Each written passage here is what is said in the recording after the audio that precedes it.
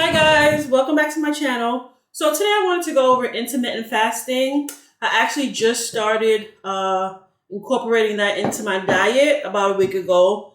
It happened naturally. When you study the keto diet, you'll realize that at some point your body is going to start to change as far as your eating habits go. So normally I would eat a small breakfast to no breakfast.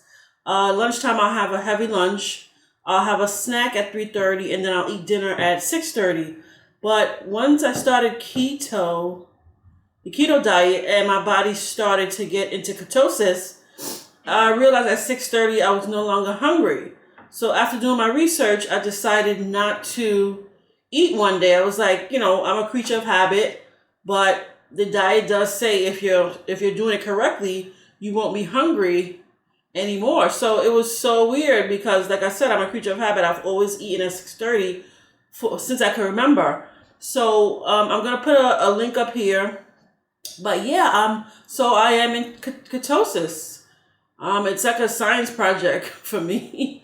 So intermittent fasting. Last time I ate was at 6:30 last night. I had a cup of coffee with some nut pod creamer.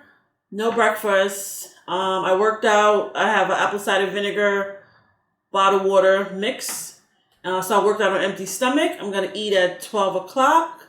I'll have a snack at 3:30 and dinner at 6:30 if I'm hungry.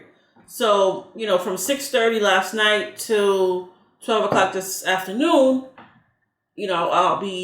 I won't be eating anything. So again, do your research, but it's pretty exciting to see your body transform into what I like to call a science project. So good luck. Again, do your research, but this diet is working pretty well for me.